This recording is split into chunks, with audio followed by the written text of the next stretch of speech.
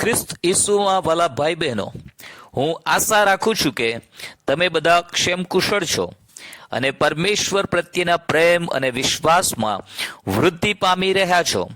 ઈશ્વર પિતા, ઈશ્વર પુત્ર અને ઈશ્વર પવિત્ર આત્માનો આભાર માનીએ છીએ નવા દિવસની ઉત્તમ ભેટને માટે. વાલા ભાઈ બહેનો, આજનો મારો વિષય છે, તમે શું સાંભળો છો તે વિશે સાવધાન રહો. તમે શું સાંભળો છો તે વિશે સાવધાન રહો. પરમેશ્વરનો આભાર કે તેમણે આપણને સાંભળવા માટે બે કાન આપ્યા છે. હાલેલુયા.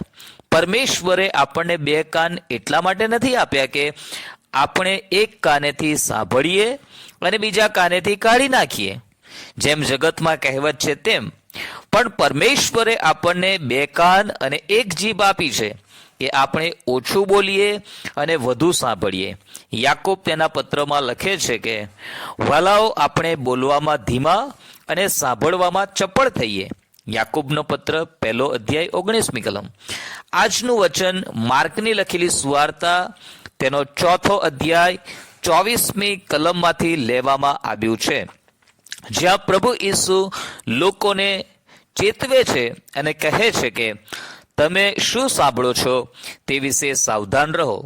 ઓછું સાંભળવાથી, બેદરકારીપૂર્વક સાંભળવાથી, કે સાંભળવા ખાતર સાંભળવાથી, કે કોઈને ખોટું ન લાગી જાય માટે સાંભળી લેવાનું જેવી આદતો વ્યક્તિને પોતે અને બીજાઓ માટે પણ નુકસાનકારક અને ઘાતક સાબિત થઈ શકે છે.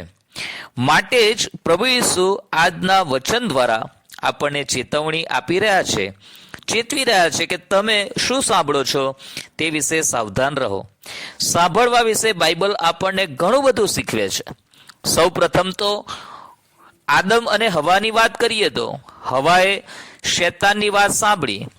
આદમ અને હવા સાથે વાત કરવા માટે પરમેશ્વર પોતે તેમને મળવા આવતા હતા, પણ શૈતાને હવાની સાથે વાર્તાલાપ શરૂ કર્યો.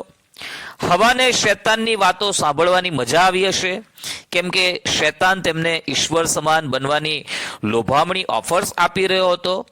હવાએ શૈતાનની વાત સાંભળીને ફળ ખાધું અને પરિણામ શું આવ્યું તે આપણે જાણીએ છીએ.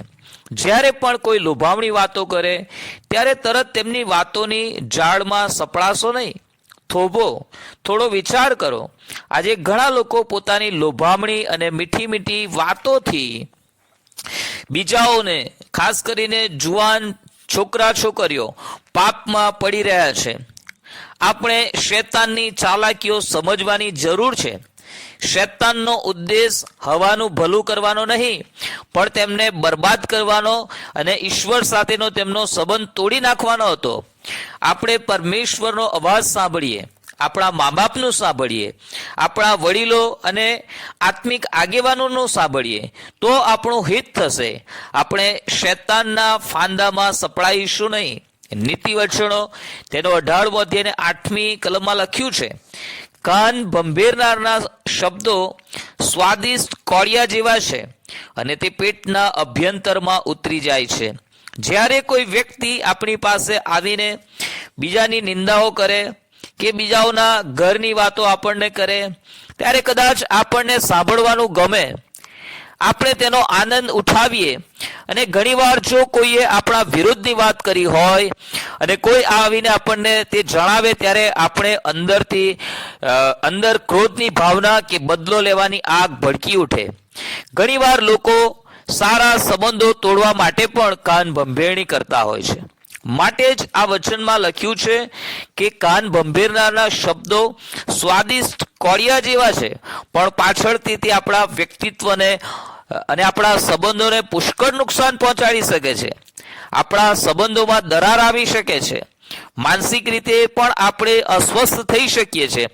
માટે જ આપણો પ્રભુ આપણને ચેતવી રહ્યો છે કે તમે શું સાંભળો છો તે વિશે સાવધાન રહો. ઈશ્વરના બાળકો તરીકે આપણે શું સાંભળવા માટે તત્પર હોવું જોઈએ? આપણે પવિત્ર આત્માનો અવાજ સાંભળવા માટે તત્પર હોવું જોઈએ. આપણે દેવના પવિત્ર વચનો સાંભળવા માટે તત્પર હોવું જોઈએ.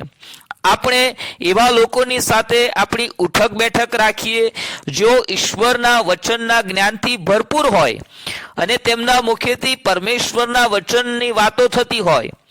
પ્રભુ ઈસુએ કહ્યું, મારા ઘેટા મારો અવાજ સાંભળે છે. યોહાનની લખેલી સુવાર્તા 10મો અધ્યાય 3જી કલમ.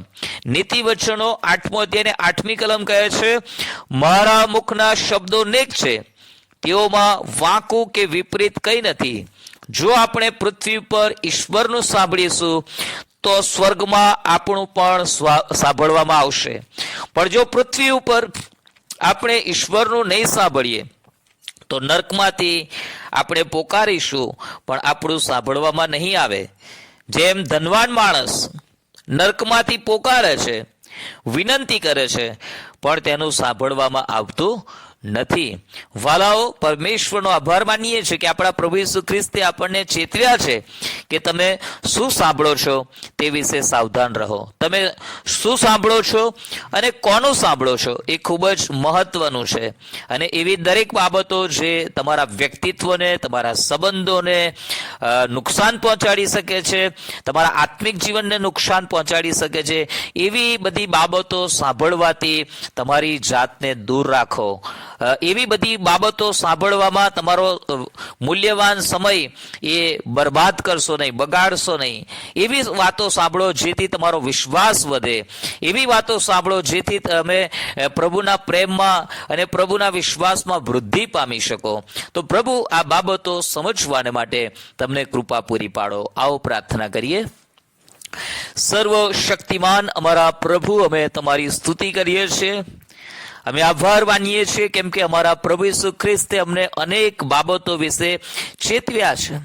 અને આજે જે ચેતવણીનું વચન અમારી પાસે આવ્યું છે કે તમે શું સાંભળો છો તે વિશે સાવધાન રહો.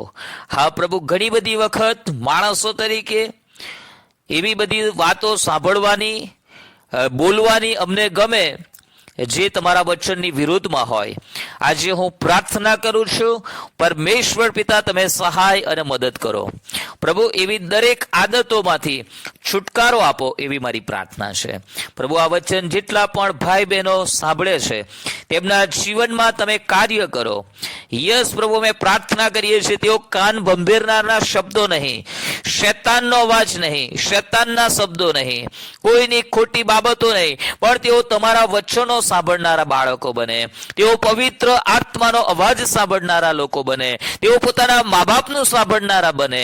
તેઓ પોતાના વડીલો અને આત્મિક આગેવાનોનું સાંભળનારા લોકો બને, જેથી તેમનું જીવન બરબાદ ના થાય પણ તેઓ વધુ ને વધુ આશીર્વાદિત થાય એવી મારી પ્રાર્થના છે. પ્રભુ, તમે અમારા કાનોની સુન્નત કરો એવી અમે પ્રાર્થના કરીએ છીએ. પ્રભુ, યેસુના નામમાં પ્રાર્થના કરું છું પિતા, સાંભળો અને માન્ય કરો. Amen. Amen. Okay, God bless you. Have a nice day.